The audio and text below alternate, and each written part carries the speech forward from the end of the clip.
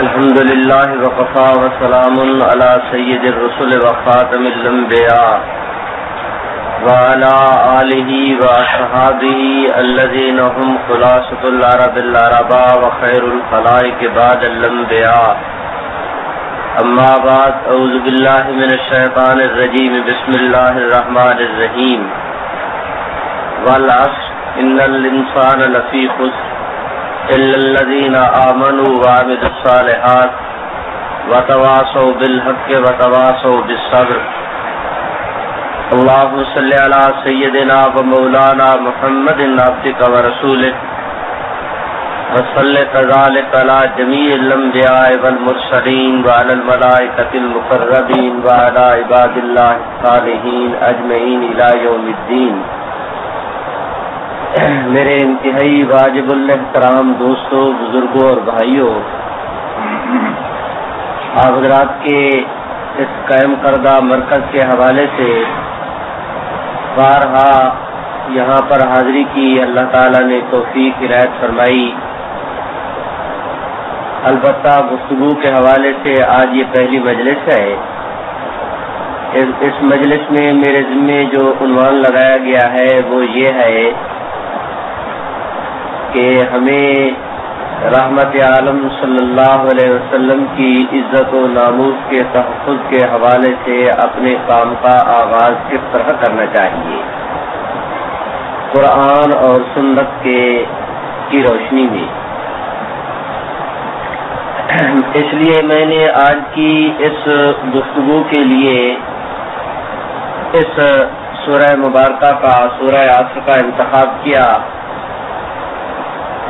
عالم اسلام کے ممتاز رہنما اور امام حضرت امام شافعی رحمۃ اللہ علیہ ارشاد فرماتے ہیں کہ اگر پورے قرآن مجید میں سے کچھ اور نازل نہ ہوتا، صرف یہی ایک سورت نازل ہوتی، یہ چھوٹی سی جو 3 آیتوں پر مشتمل ہے، اگر صرف یہی سورت نازل ہوتی تو اس ایک سورت میں پوری انسانیت کے لیے قیامت کی صبح تک کے لیے دستور عمل موجود ہے. یہ حضرت امام شافعی فرماتے ہیں. دیکھیے، ہر بھی کام کی ایک شکل آپ حضرات کو، مثلا یہ عمارت ہے، آپ حضرات کو نظر آ رہی ہے.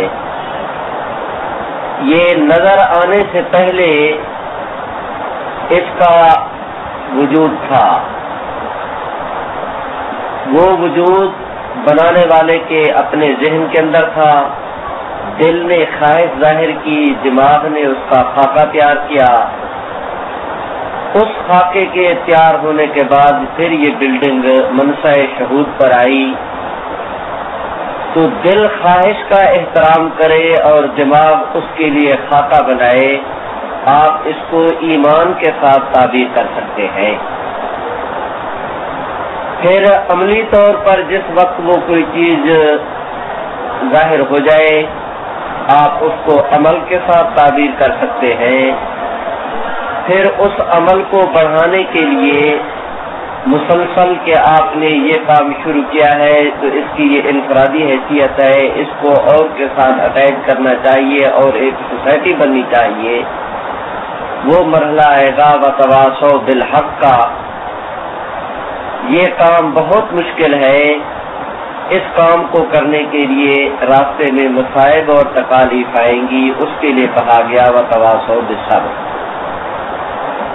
میں درخواست کرتا ہوں آپ حضرات سے کہ کسی بھی کام کو کرنے کے لیے سب سے پہلے منصوبہ بندی، پھر عملی کارروائی، اس کی طرف پھر دوستوں کو متوجہ کرنا اور پھر اس کے کام کے لیے آگے بڑھنا، اس جمعیت کو ساتھ لے کر آگے بڑھنا. اور اگر اس راستے میں کوئی تکلیف آئے تو پھر تحمل، برداشت اور اسے جھیلنے کا انسان میں جذبہ ہونا چاہیے.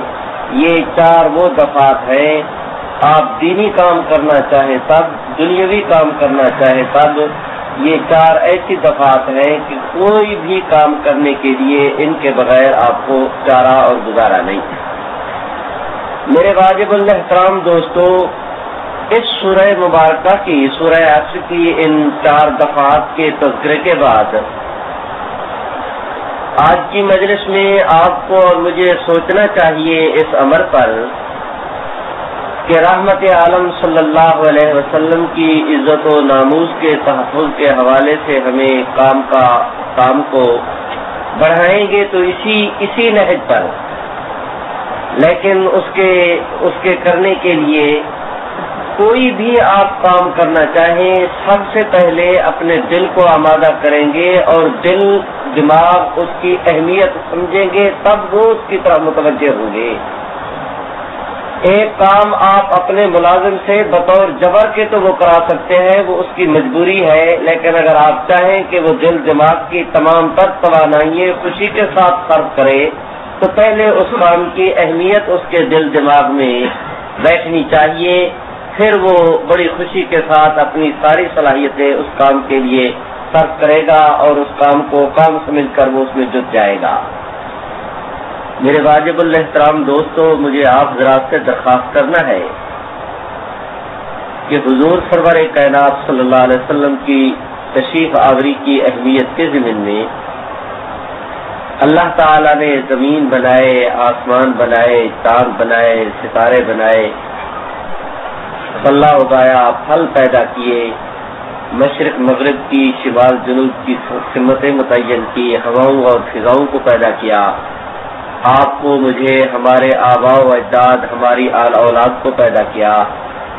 کسی بھی بڑی سے بڑی نعمت دے کر اللہ نے اس پر احسان نہیں جتلایا۔ جس وقت محمد عربی صلی اللہ علیہ وسلم کی باری آئی تو حق تعالیٰ نے قرآن مجید میں ارشاد فرمایا لقد من اللہ، کہ یہ میرا تم پر احسان ہے کہ میں نے اپنے خزانہ قدرت کی سب سے قیمتی چیز آپ کو عنایت کی۔ ایک کام کی اہمیت میرے نزدیک ہے، ایک کام کی اہمیت آپ حضرات کے نزدیک ہے، ایک کام کو کوئی صاحب، ہر ایک کی اپنی اپنی ترجیحات ہوتی ہیں۔ حضور سرور کائنات صلی اللہ علیہ وسلم کی ذات اقدس میں، ذات اقدس کے حوالے سے رب کریم کا قرآن، حضور سرور کائنات صلی اللہ علیہ وسلم کی عزت و ناموس کے حوالے سے کلام اللہ کا یہ اسلوب بیان یہ بتاتا ہے کہ حق تعالی کی قدرت کاملہ وہ اس مسئلے میں کتنی حساس ہے۔ پھر ایک بات اور آپ حضرات سے عرض کرتا ہوں، وہ یہ دنیا میں جو چیز جتنی زیادہ قیمتی ہوگی اتنی زیادہ اس کی حفاظت کی ذمہ داری عائد ہوتی ہے۔ آپ کے گھر میں چینی بھی پڑی ہے، آپ کے گھر کے اندر نمک بھی پڑا ہے، آپ نمک کی اتنی حفاظت نہیں کریں گے جتنی چینی کی کریں گے۔ اس کو اور آگے اس مثالوں کو پھیلاتے جائیں۔ جو چیز جتنی زیادہ کامیاب ہوگی وہ اتنی زیادہ قیمت والی ہوگی، جتنی زیادہ قیمت والی ہوگی اتنی زیادہ ضرورت تو اس کا حق بنتا ہے کہ اس کی حفاظت کی جائے۔ آپ حضرات اپنی چیک بک کی بھی حفاظت کرتے ہیں، جو نقدی ہے آپ کے پاس اس کی بھی حفاظت کرتے ہیں، سونا گھر میں پڑا ہے اس کی بھی حفاظت کرتے ہیں، جواہرات آپ کے گھر کے اندر ہے ان کی بھی حفاظت کرتے ہیں، لیکن ہر چیز کے لیے آپ کے دل دماغ کے اندر ترجیحات ہیں۔ جو چیز جتنی زیادہ قیمتی ہوگی وہ اتنی زیادہ حفاظت کی طالب ہوتی ہے۔ میرے واجب الاحترام دوستو، مال ایک قیمتی چیز ہے۔ آپ اور میں، دنیا کا ہر آدمی رزق حلال کی کوشش اور کاوش کے لیے اس کو حصول کرنے کے لیے عبادت ہے، نیکی کا کام ہے، ہر آدمی اس کے لیے کوشش کرتا ہے اور کرنی چاہیے، کوئی عیب کی بات نہیں، نیکی کی بات ہے۔ بسا اوقات اس مال کو حاصل کرنے کی خاطر پہلے اس نے محلے کے اندر دکان کھولی تھی، پھر اللہ نے کرم کیا مارکیٹ کے اندر چلا گیا، پھر اور کام کے اندر وسعت ہوئی، شہر میں اس کے جو ہے وہ کئی دوستوں کے ساتھ کئی پارٹیوں کے ساتھ تعلق قائم ہوا، اب کام اس کا اور بڑا، اس نے فیکٹری لگائی، صوبے کی حد تک مال کی سپلائی شروع ہو گئی۔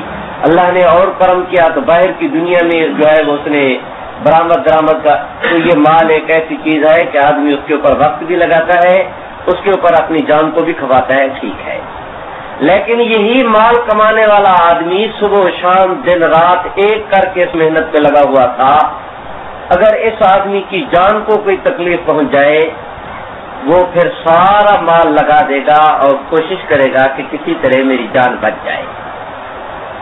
یہ خالصتاً کوئی منطق اور فلسفہ کا نہیں، یہ ایک عام سی بات ہے. اس سے اتنی بات تو بہرحال ثابت ہوئی نا کہ مال ایک قیمتی چیز تھی لیکن جان اس سے زیادہ قیمتی.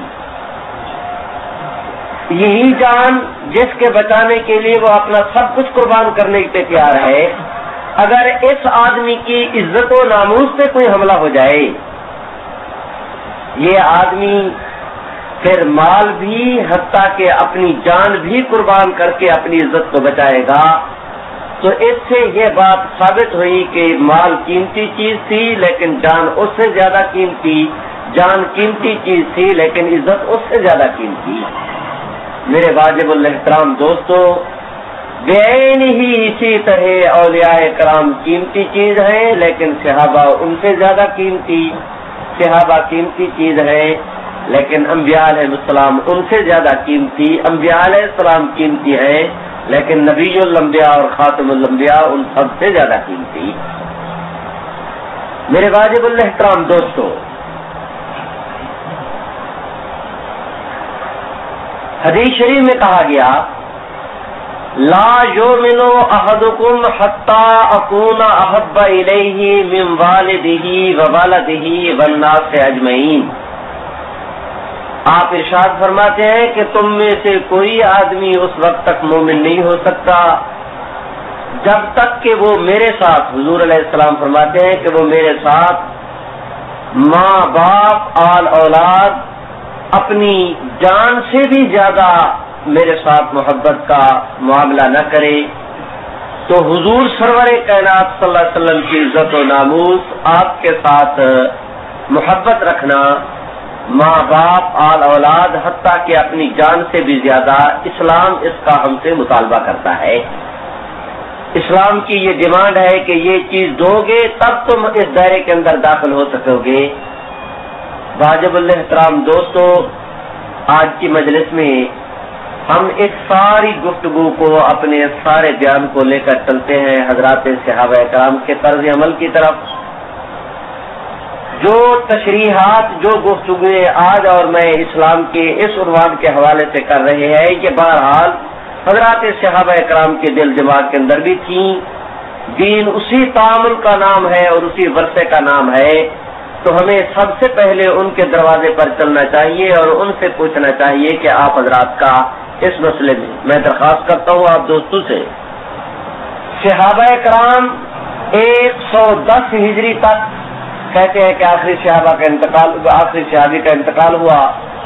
حضور سرور کائنات صلی اللہ علیہ وسلم کے وصال مبارک کے بعد بہرحال 100 سال تک حضرات صحابہ کرام کا پیریڈ چلتا ہے. آگے پھر تابعین کا شروع ہوتا ہے، یعنی یہ صحابہ کا ختم ہوا پھر ان کا شروع ہوتا ہے. آج کی مجلس میں معاذ اللہ میں کوئی اپنی علمی تفوق کی بنیاد پہ نہیں، میں تو آپ حضرات کا خادم اور رضاکار ہوں. اللہ تعالیٰ محفوظ فرمائے ریاکاری سے. میں ریاکاری نہیں کرتا، میں اپنے دل کی اللہ کی ذات کو گواہ بنا کے کہتا ہوں کہ میں آپ دوستوں کی جوتیاں اٹھاؤں تو بھی میں آپ حضرات کا حق ادا نہیں کر سکتا. میں اس قابل نہیں کہ کوئی دعویٰ کروں، لیکن میں اس طرف آپ حضرات کو ضرور متوجہ کروں گا کہ 1,24,000 صحابہ کرام ہیں. اور یہ میرے رب کی تقسیم سمجھیں، میرے رب کی حکمت بالغہ سمجھیں، اس کو حسن اتفاق کہیں. کوئی تعبیر کرے وہ آپ حضرات کی مرضی کہ رب کریم کے انبیاء کی تعداد بھی 1,24,000 ہے، محمد عربی کے صحابہ کی تعداد بھی 1,24,000 ہے. 1,024 میں 1,24,000 صحابہ کرام میں سے ایک مثال آپ حضرات ایسی پیش نہیں کر سکتے کہ کسی صحابی کے سامنے کسی دشمن نے معمولی طور پر بھی کسی اشارے اور کنائے کے ساتھ بھی انہوں نے نبوت کی توہین کی ہو اور کسی ایک صحابی نے اس کو برداشت کر لیا ہو. پوری اسلام کی تاریخ میں اس کی ایک مثال پیش نہیں کی جا سکتی. حتیٰ کہ اگر باپ نے کوئی توہین کا ارتکاب کیا، بیٹا صحابی تھا، وہ جس طرح آدمی جو ہے وہ انگاروں پر لوٹ پوٹ ہو جاتا ہے، اس کی یہ کیفیت ہو گئی، وہ آپ کے اپنے باپ کو سبق سکھانے کے در پہ ہوا کہ آپ کا میرا باپ اور بیٹے ہونے کا رشتہ اپنی جگہ، نبوت کے ساتھ جو رشتہ ہے اس رشتے کے ساتھ یہ رشتہ مقابلہ نہیں کر سکتا۔ اگر تم نے نبوت کے مقابلے میں زبان کھولنے کی کوشش کی، یا پھر میرے کان نہیں رہیں گے یا زبان نہیں رہے گی۔ یہ حضرات صحابہ اکرام کا طرز عمل تھا۔ اتنی گفتگو تو کی میں نے جنرل طور پر، اب آپ کو اور مجھے چلنا چاہیے، اگلا سفر اختیار کرنا چاہیے اور ہمیں سوچنا چاہیے خالصتاً حضور